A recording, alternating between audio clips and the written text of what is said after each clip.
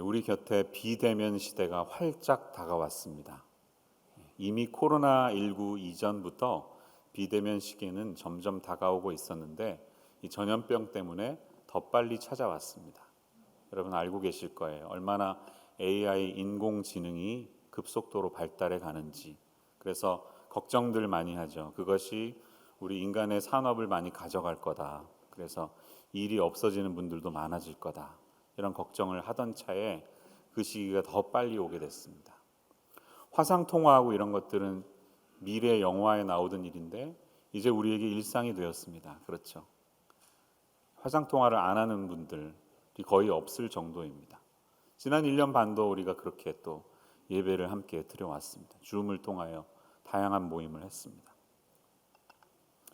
세상은 이렇게 계속 흘러가고 말 것인가요? 여러분들은 이 시대 속에서 정말 중요한 게 무엇이라고 생각하시나요? 얼마 전에 유튜브 채널을 봤는데 한국의 식당의 모습을 보여주더라고요. 근데 흥미로운 것은 그냥 평범한 식당이었는데 음식을 배달하는 로봇가 있는 겁니다. 보신 적 있으시죠? 로봇에 이렇게 선반이 있어서 거기 주문한 음식이 아마 GPS를 통해 정확히 그 테이블 안에 가는 것 같아요. 착 거기까지 딱 도달한 다음에 기계 목소리가 주문하신 음식 나왔습니다. 이러면서 맛있게 드십시오. 이렇게 나오고 맨 마지막은 이렇게 끝나더라고요. 물은 셀프입니다. 역시 한국이죠. 이런 것들을 경험하는 우리가 도대체 인간과 인간이 대면하지 않는 이런 세상을 마주하면서 무엇이 중요한지, 무엇을 붙들고 살아가야 할까, 그런 생각은 아마 다들 해보시는 것 같아요. 복음의 메시지는 시대에 따라서 바뀌지 않습니다. 복음의 메시지는 변함이 없습니다.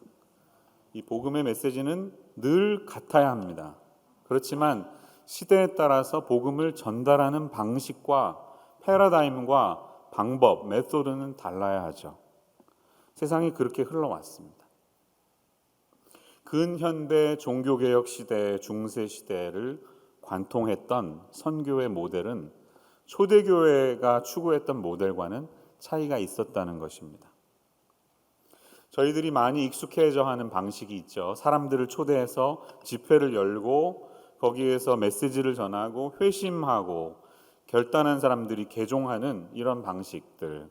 우리도 VIP 초청잔치를 준비하고 있는데 이런 방식은 사실은 18세기 이후에 근현대 선교의 패러다임이었습니다. 16세기, 17세기는 종교개혁 시대에 해당이 되죠. 1500년대, 1600년대. 이때는 교리적으로나 윤리적으로 많이 잘못된 길을 교회가 가고 있었기 때문에 부패한 교회를 개혁해서 바로 회복하는 일이 급선무였습니다.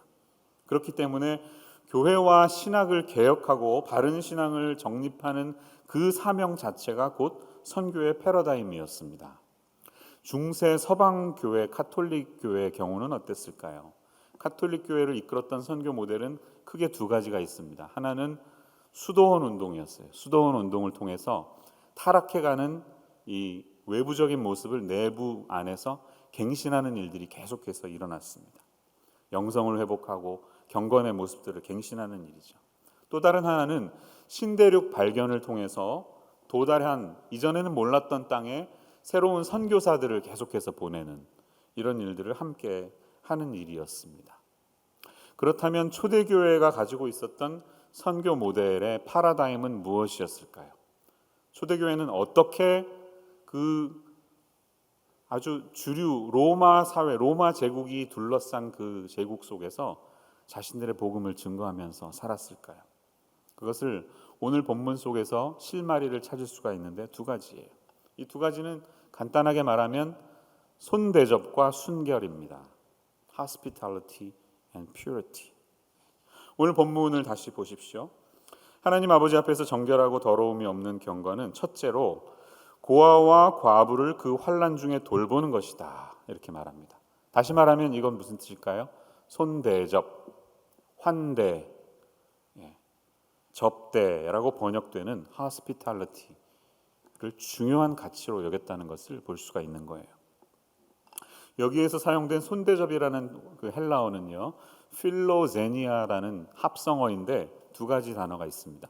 필레오라는 사랑하다라는 동사 들어보셨죠? 필레오 동사와 제노스, strangers, 나그네라는 단어가 합쳐진 겁니다. 직역하면 어떤 뜻이죠? love strangers, 낯선 사람을 사랑하는 모습.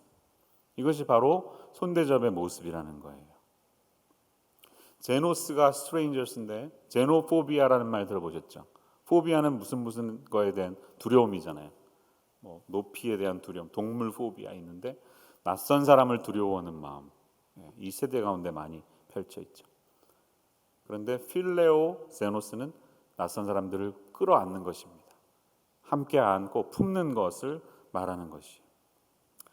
자, 이 고아와 과부들을 환난 중에 돌보는 것이다 이렇게 말했는데, 고아와 과부들은 어떤 사람들일까요? 간단하게 이야기하면 우리 현대 용어로 말하면 사회 안전망이 없는 분들입니다. 세이프티 넷이 없어요. 그래서 누군가의 도움이 없이는 기본적인 생활을 영위할 수 없는 사람들을 말하는 겁니다. 그 사회 속에서는 고아와 과부들이 대표적인 분들이었는데, 사회 안전망이 없는 사람들을 끌어안아서 교회가 그분들을 품는 것, 이것이야말로 하나님이 기뻐하는 경건의 모습이다 이렇게 강조하고 있는 것을 보는 것입니다. 신약교회 초대교회가 지도자들을 세울 때 이 면을 항상 중요시했다는 사실을 알고 계시나요? 보통 안수 집사님, 장로님 취임 예배 드릴 때 자주 등장하는 본문은 어디입니까? 디모데전서 3장 아니면 디도서 1장 이런 데죠. 여기는 교회 지도자의 자격에 대한 말씀이 있습니다. 감독이나 장로나 집사를 세울 때 이런 사람을 세워야 된다. 많이 들어보셨을 것입니다. 그런데 우리가 슬쩍 읽고 지나가지만 예외 없이 같은 이야기를 하고 있어요. 예를 들면 디모데전서 3장 2절 말씀을 보시면, 그러므로 감독은 책망할 것이 없으며 뭐 책 잡힐 행동을 하면 안 된다는 것이죠. above quality, 하여튼 존경받아야 된다는 겁니다. 하나의 남편이 되며 가정에 문제가 없어야 되는 거고, 두 번 결혼하고 문란한 가정 생활이 있으면 안 된다는 것입니다. 신중하며 절제하며 단정하며 다 이해되죠. 그런데 나그네를 대접하며 이렇게 강조하고 있는 것을 봅니다. 제가 지금 말씀드린 이 hospitality가 몸에 배어 있는 사람이 되어야 한다는 것이에요. 디도서 1장으로 가보겠습니다. 여기에는 장로를 세우는 기준에 대한 말씀이 나오는데 이런 말씀이 지나가죠. 오직 나그네를 대접하며, 오직 나그네를 대접하며 선행을 좋아하며 신중하며 이렇게 나옵니다. 이 낯설고 나와는 다른 사람들을 품을 수 있는 사람, 그들을 집안에 모실 수 있는 사람, 그렇게 섬기는 것을 당연하게 여기는 사람들이 교회의 지도자가 되어야 한다 이렇게 가르치는 것입니다. 이 초대교회의 이런 전통은 어디에서 나왔을까요? 예수님에게서 나왔습니다. 예수님이 강조를 하셨어요. 예를 들면 누가복음 14장 12절에서 14절 말씀을 기억하실 거예요. 또 자기를 청한 자들에게 이르시되 내가 점심이나 저녁이나 베풀거든 벗이나 형제나 친척이나 부한 이웃을 청하지 말라. 두렵건대 그 사람들이 너를 도로 청하여 내게 갚음이 될까 하노라. 잔치를 베풀거든 차라리 가난한 자들과 몸 불편한 자들과 저는 자들과 맹인들을 청하라. 이렇게 말씀하십니다. 여러분, 이게 무슨 말입니까? 주로 뭐 갑자기 연락도 안 하다가 점심 먹자 그러고 저녁 먹자 그러면 우리는 이렇게 생각하죠. 무슨 꿍꿍이가 있을까? 나한테 뭘 부탁하려고 그럴까? 뭐 이렇게 선거 시즌에 막 이렇게 밥 사준다 그러면 가시면 안 됩니다. 그런데 다 의도가 있는 겁니다. 뭐가 돌아올 대가를 위해서 베푸는데 그게 우리의 삶인데, 예수님은 뭐라고 그러시죠? 아예 전혀 너에게 갚을 무엇이라도 대가를 갚을 능력이 없는 사람을 초대를 해라. 이게 바로 크리스찬의 삶이어야 한다. 전혀 능력이 없는 사람들, 가난하고 몸 불편한 사람들, 맹인들을 청해라. 그러면 그 사람들이 갚을 능력이 없기 때문에 그것이 너에게 복이 된다. 이렇게 말씀하십니다. 크리스찬들은 이걸 붙들은 겁니다. 이 말씀을 내게 주신 말씀으로 붙들고 실제로 그렇게 살았던 것입니다. 심지어는 예수님이 어떤 비유까지 하셨어요? 마태복음 25장에 등장하는 양과 염소의 비유 생각나시죠? 오른편에 있는 사람들에게 칭찬하십니다. 그렇죠? 막 뭐 칭찬하십니까? 이 사람들이 놀라서 그러잖아요. 주여, 우리가 어느 때에 주께서 줄이신 것을 보고 음식을 대접하였으며 목마르신 것을 보고 마시겠습니다. 저희는 한 기억이 없습니다. 제가 언제 그랬나요? 전혀 기억을 못하고 있어요. 그런데 예수님이 25장 40절에 보면 이렇게 말씀하세요. 임금이 대답하여 이르시되 내가 진실로 너희에게 이르노니 너희가 여기 내 형제 중에 지극히 작은 자 하나에게 한 것이 곧 내게 한 것이니라. 예수님이 이렇게 직접 말씀하신 거예요. 너희는 모르지만 아무도 주목하지 않는 그 사람을 네가 끌어안을 때 그것이 곧 나에게 한 것이다. 그 히브리서 말씀 보면 이로써 부지 중에 천사들을 대접한 사람도 있다는 말씀을 실제로 믿은 것입니다. 저는 이 말씀이 오늘 우리의 삶 속에서도 동일한 말씀이라고 믿습니다. 주님은 우리의 삶을 들여다보시면서 낯선 그들, 제노스, 스트레인저들을 얼마나 끌어안고 사는지 우리 삶을 통해 보시기 원한다는 것이죠. 이러한 초대교회의 전통은 더 거슬러 올라가면 구약에서부터 나옵니다. 하나님 아버지께서 고아와 과부들의 관심이 많으셨어요. 그런 사람들을 진심을 다해 섬기라고 여러 번 말씀하셨습니다. 출애굽기 23장 9절, 레위기 19장 33절 등에서 말씀했습니다. 이것이 이 유대 히브리 민족의 전통이 됐죠. 그래서 아브라함 때부터 낯선 사람들을 극진히 섬기는 모습을 우리는 성경에서 봅니다. 창세기 18장에서 3명의 사람들, 천사가 오죠. 처음에 누군지 몰랐어요. 근데 최선을 다해서 있는 돈 없는 돈 다 끌어들여서 카드 막 2번 긁고 이래가지고 비싼 고기 사와가지고 대접한 거죠. 그 다음 장 19장에 보면 롯 역시 소돔을 방문한 나그네들을 극진히 대접하는 모습을 볼 수가 있습니다. 엘리사 선지자를 환대했던 수넴 여인의 이야기를 여러분들 알고 계실 것입니다. 이런 것이 이 모든 그 중동 사람들에게 커스텀처럼 남아서 지금도 선교 가보시면 저희들이 가잖아요. 저희는 평범하게 가정을 방문했는데 막 최고의 것을 냅니다. 최고의 차, 최고의 잔, 막 외상을 해서 구워서라도 제일 좋은 음식을 있는 힘을 다해 섬기는 모습을 볼 수가 있어요. 이게 다 성경에서부터 나온 거예요. 그 전통이 지금까지 이어지는 것입니다. 자, 그러니까 신구약 모두 이렇게 낯선 사람들, 나그네를 극진히 대접하는 것이 크리스찬의 미덕이 되어야 한다는 것을 우리는 성경을 통해 알 수가 있는 것이죠. 그런데 역사적으로 보면 313년 로마의 종교가 기독교로 국교화되기 시작하면서 조금씩 양상이 달라지기 시작했습니다. 기독교가 소수 종교였다가 점점 주류 종교로 바뀌면서 이 손님 대접은 개개인의 의무라기보다는 국가가 해야 하는 국가의 정책이 되었다는 것이죠. 그래서 수도원이나 병원이나 여관 등의 기초적인 시스템들이 생겨나기 시작하면서 손님 대접은 우리가 하는 게 아니라 전문성을 가지고 있는 그런 사람들이 행하는 하나의 시스템이 돼버리고 만 것입니다. 무엇이 사라졌습니까? 사람과 사람의 교류가 사라졌습니다. 인간과 인간이 만나고 인격과 인격이 부딪히는 그런 접촉, 터칭이 사라졌어요. 비대면 시대에서 우리가 느끼는 것 같이 그게 사라져버리게 된 것입니다. 전문성은 늘었고 효율은 늘었지만 메마르게 된 것입니다. 사회가 메말라지는 것입니다. 심지어는 중세에 가면 이 손님 대접은 오히려 하나의 특권이 되어버려요. 그래서 손님 대접을 하는 것이 나에게 권세와 부와 명예를 가져다주는 접대성 사업인 것처럼 사업으로까지 변질되게 됐습니다. 그것은 주님이 원하는 게 아니었죠. 여러분, 조대교회에서부터 간직했던 이 귀한 미덕은 21세기 지금 이 시간에도 온전히 회복이 되어야 하는 줄로 저는 믿습니다. 여러분도 그렇게 믿으십니까? 이 교회가 이 정신을 가지고 있어야 한다고 믿으십니까? 제가 지지난주에 초대교회 성찬식, 애찬식이 예배 시간에 같이 있었다 이런 말씀 드렸죠.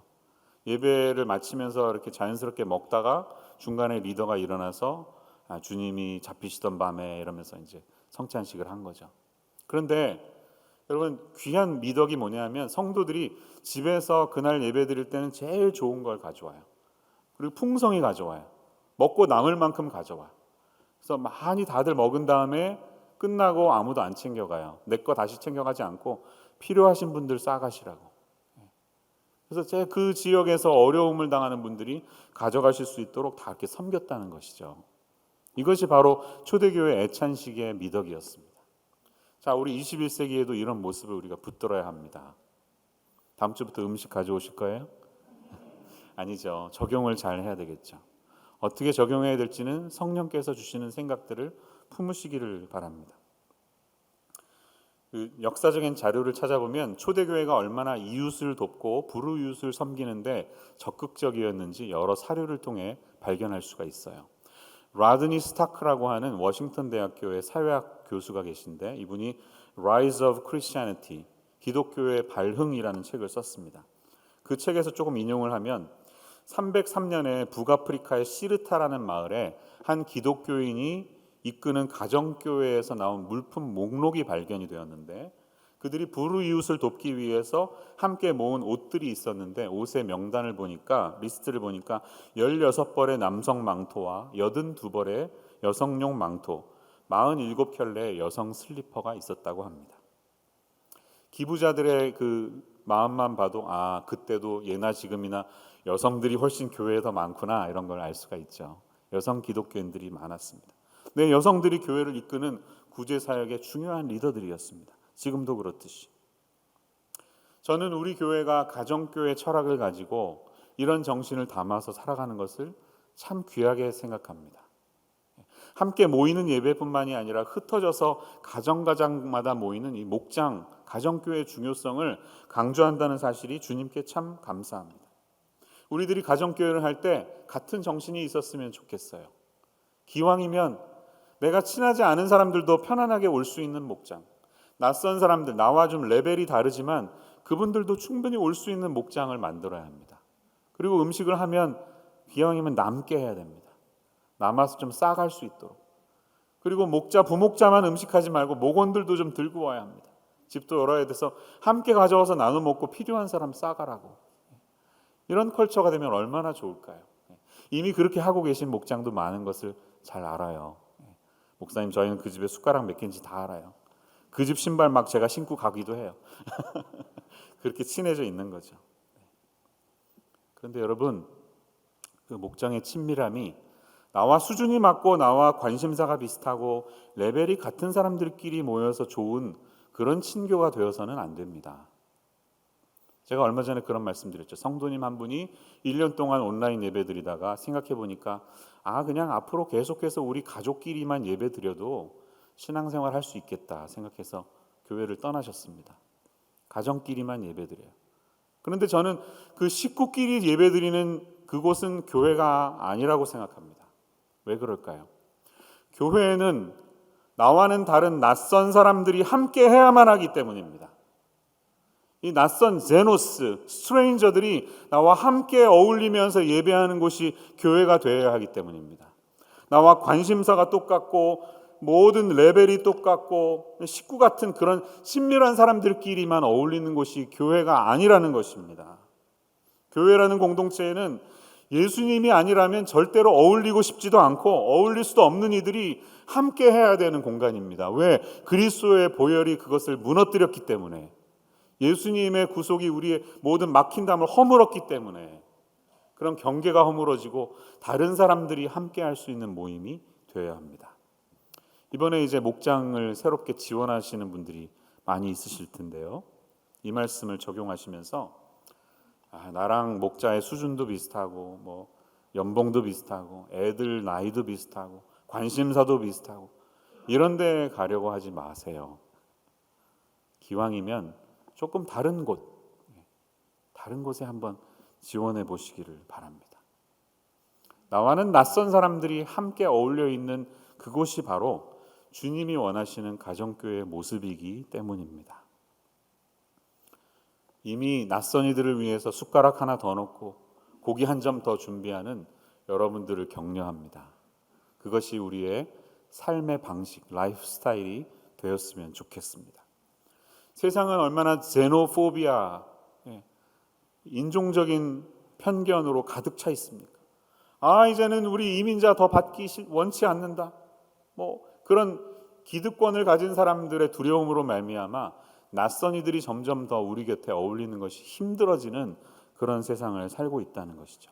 그럴 때에 주님이 원하시는 교회는 바로 이 손님 대접, hospitality를 이 세상 가운데 보여줌으로써 교회가 세상이 추구하는 가치와 얼마나 다른지를 보여줄 수 있는 중요한 우리 교회의 밸류, 코어 밸류가 된다는 사실을 기억하시기를 바랍니다. 오늘부터 약 3주간 당회는 지진의 피해를 입어서 고통 가운데 있는 IT의 영혼들을 위해서, 또 이제 미국의 2만 3천 명 이상이 난민으로 들어오신 아프가니스탄 우리 형제 자매들을 위해서 긴급 재난 구제 헌금을 하기로 그렇게 결의했습니다. 그래서 여러분께서 온라인이나 헌금 봉투를 통해 이제 다음 주부터 하실 수가 있을 텐데요. 기도하시면서 이 헌금을 준비할 때 고아와 과부들을 돌보기 원하시는 주님의 마음을 좀 마음속에 체험하시는 시간이 되기를 바랍니다.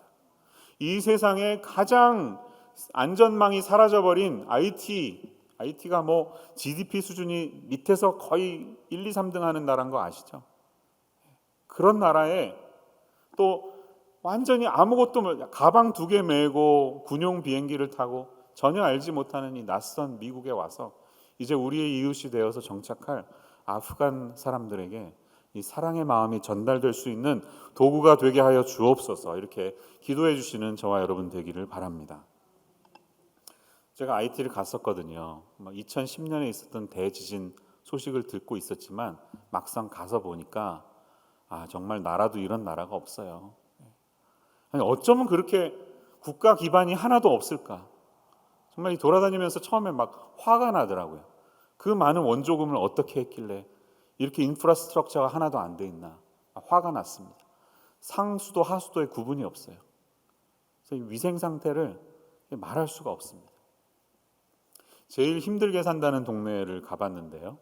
사진을 좀 보여드리면 우리 정광 선교사님과 함께 동역하시는 김승돈 선교사님이 1센터를 운영하시는데, 이 수도인 폴타프랭스의 한 동네 마을이 시티 솔레라는 마을이에요. 이름은 멋져요. 태양의 마을, 시티 솔레. 근데 찢어지게 가난한 동네입니다. 거기서 갱들이 제일 많이 나옵니다. 이 센터 옥상에서 찍은 사진인데요. 건너편에 양철로 지은 대충 지은 판잡집들이 즐비하고 끝에 이제 바닷가가 있습니다. 해변 마을이네, 괜찮겠네라고 생각하신다면 오산입니다. 모든 쓰레기 똥물이 이 마을을 통해 흘러가서 바닷가에 200m, 300m가 아주 그냥 검은 똥물로 가득 차 있습니다. 우리가 생각하는 그런 바다가 아니에요. 이 시티의 모든 하수구가 그쪽을 향해 지나간다고 보시면 돼요. 사람들이 거기 그냥 살아요. 돗자리 하나 피고 그 막 똥냄새 나는 그곳에서 그냥 살아요. 다음 사진 보면 이렇게 땅과 바다의 경계가 없는 냄새 나는 그곳에서 거적대기 하나 두르고 그냥 살더라고요. 얼마나 불쌍합니까? 여러 선교단체에서 공동 화장실을 지어줬습니다. 다음 사진 보면 몇천 불 들여서 푸세식이죠, 당연히 지어줬는데 가봤더니 아무 소용 없습니다.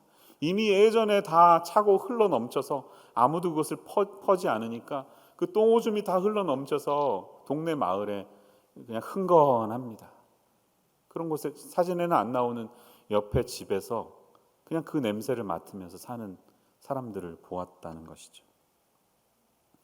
이렇게 삽니다. 설상가상이에요. 지난 7월에 갑자기 대통령이 암살당해서 전국이 혼란스러운 와중에 8월 14일 날 7.2 매그니튜드의 지진이 일어나면서 2010년에 일어났던 지진을 수습하기도 전에 또다시 위기에 빠진 상황입니다. 정광 선교사님의 소식에 따르면 우리가 함께 모아서 헌금을 보내면 IT의 현지에 계신 한인 선교사 협의회를 통해서 공동으로 이 지진 피해자들을 돕는 구제 사역에 사용될 것이라고 합니다. 우리 곁에 다가온 고아와 과부들은 아프간 레퓨지들이라고 할 수가 있습니다. 통계를 보니까 지금 2만 3천 명 이상이 미국에 들어오셨는데 미국의 곳곳으로서 흩어져서 살게 되는데 2만 3천 명 중에 35% 이상이 캘리포니아에 정착하게 된다고 합니다. 아프간 코올리션에 따르면 캘리포니아 여러 도시 중에서도 그나마 주택 사정이 가능한 도시에 정착하게 될 터인데 그곳이 세크라멘토가 될 가능성이 많다고 합니다. 그 중에 50%는 아마 세크라멘토에 살 것이다, 이렇게 예상하고 있습니다. 우리 교회가 함께 협력하는 아프간을 섬기는 두 선교사님 가정이 계신데 하나님께서 마음을 주시면 이 가정과 연계해서 이들이 동네에 정착하게 됐다는 얘기를 듣는 대로 필요한 생필품을 구입해서 전달할 계획으로 있습니다. 뭐를 필요로 할까요? 쌀, 식용유, 프라이팬, 가을옷, 겨울옷, 밀가루 이런 것들입니다. 바스마티라고요. 이렇게 쫙 푹 불면 이렇게 날아가는 쌀 있잖아요. 바스마티를 좋아하신대요. 기도해 주세요. 바스마티 쌀 많이 살 수 있도록. 이런 것들을 모아서 우리가 함께 주님의 사랑을 전달할 때 하나님께서 그 과정을 통해서 이 이웃 낯선 이들을 품는 우리 교회, 그런 계기가 될 수 있기를 바랍니다. 두 번째로 우리가 이 초대교회에서 발견할 수 있는 선교적인 모델이 있다면 그것은 본문의 후반에 나오는 자기를 지켜 새 속에 물들지 아니하는 그것. 다시 말하면 뭘까요? 도덕적인 순결을 중요하게 여겼다는 사실을 볼 수가 있습니다. 여러분, 극소수에 불과한 크리스찬들이 로마 제국의 국교가 될 때까지 300년 동안 도대체 무슨 일이 있었길래, 그들이 어떤 삶을 살았길래 이 세상을 바꿀 수가 있었을까요? 초대 그리스도인들의 삶의 자세는 어땠을까요? 그들은 하늘에 계신 너희 아버지의 온전하심과 같이 너희도 온전하라는 예수님의 말씀에 근거해서 당대 로마 제국을 살았던 거의 모든 민족과 여러 종교인들보다는 훨씬 더 엄격한 윤리적인 기준을 가지고 살았다는 것이 역사적인 자료에 남아 있습니다. 단순히 우상 숭배를 하지 않고 황제 숭배를 하지 않는 것에서 그치지 않고 이들은 투우장에 가거나 원형 경기장에 가거나 극장 같은 곳에서 벌어지는 굉장히 이 레벨이 높은 부도덕한 공연들, 우리로 치면 19금 이상의 그런 것들을 아예 금했다고 합니다. 가지 않기로 했다는 것이죠. 당시 사회에 그냥 만연하게 퍼져 있었던 이혼이라든지 동성애의 이 폭력적인 모습들, 낙태하고 영유아를 살해하는 그 습관 등에 철저히 반대해서 성적인 순결을 지키면서 건전한 가정생활, 부부관계, 결혼생활을 통해서 당대의 어떤 집단들보다 도덕적으로 우월한 삶을 살았다는 것이에요. 아까 제가 인용했던 책에서 조금 더 소개를 해드리면 로드니 스타크는 이렇게 말합니다. 이 그레코 로만 사회가 저출산 문제가 있었다고 합니다. 지금 한국과도 같이. 근데 그 문제의 원인은 결혼의 이유를 낮게 평가했던 남성들에게 있었다고 합니다. 즐기고는 싶은데 아내를 맡기는 싫은 거야.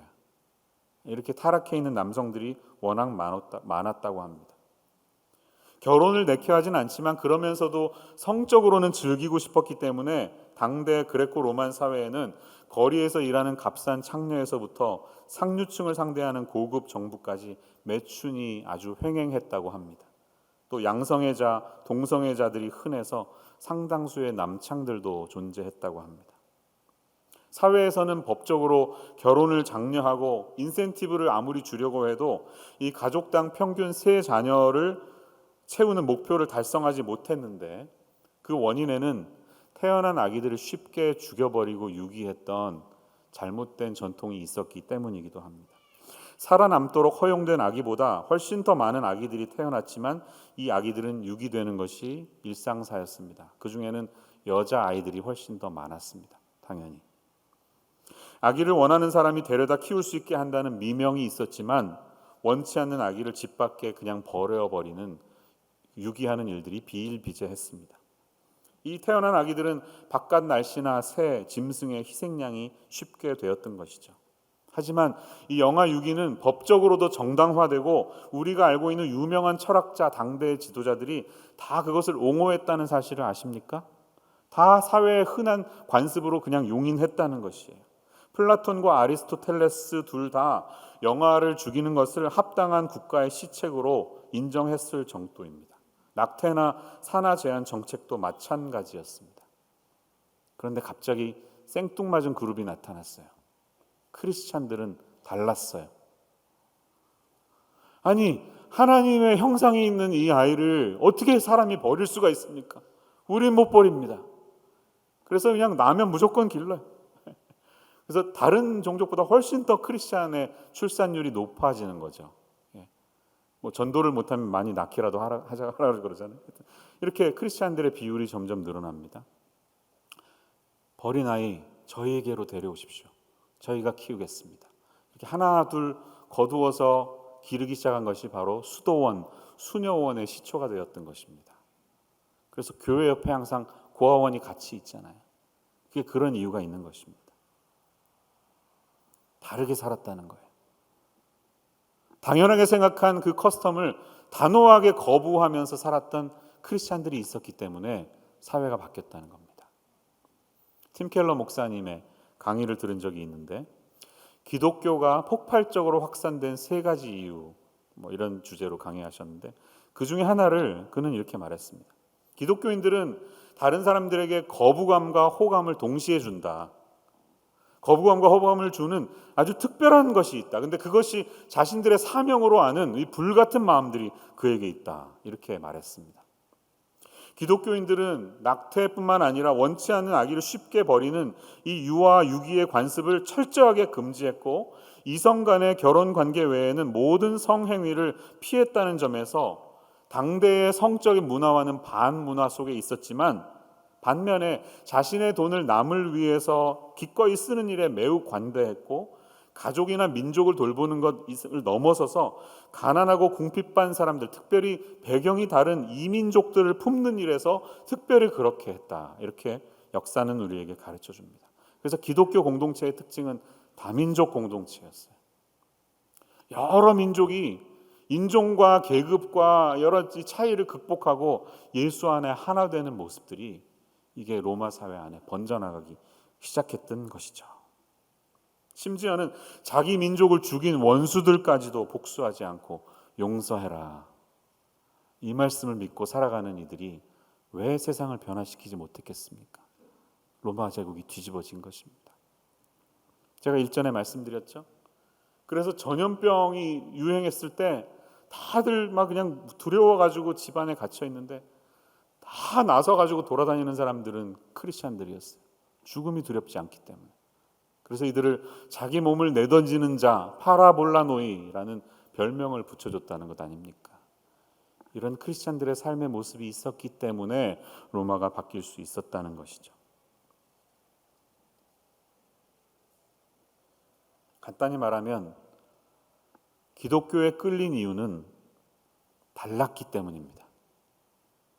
달랐기 때문이에요.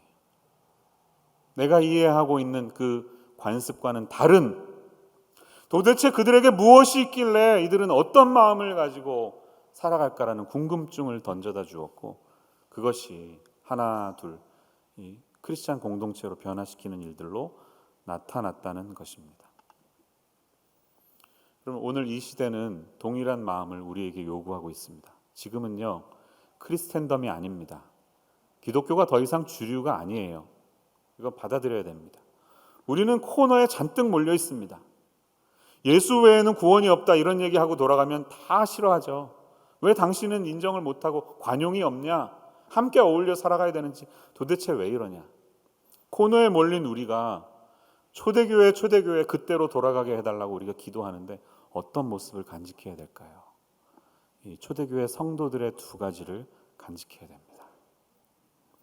전혀 나와는 관계없는 사람들을 끌어안을 수 있는 환대의 정신, 그리고 일상적으로 살아가는 세상과는 좀 다른, 저 사람은 말을 해도 생각을 해도 돈을 써도 좀 달라, 도대체 무엇이 그에게 있을까? 이런 질문을 던져줄 수 있는 그런 순결, 도덕적인 순결을 가져야 하는 줄로 믿습니다. 제 아내가 친하게 지내는 VIP 언니가 한 분 계신데요.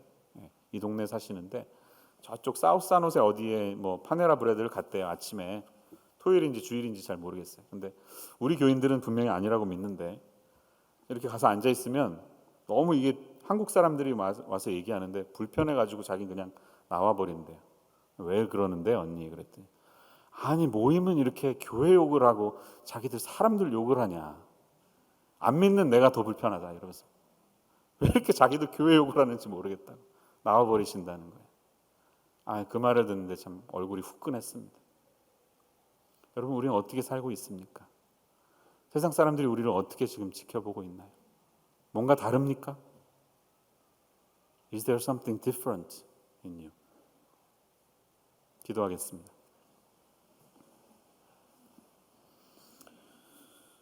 하나님 아버지, 이 비대면 시대를 살아가는 저희들에게 사람의 따뜻함이 그립고 인간과 인간의 만남이 그립고 그것을 사모하는 마음이 여전히 있습니다.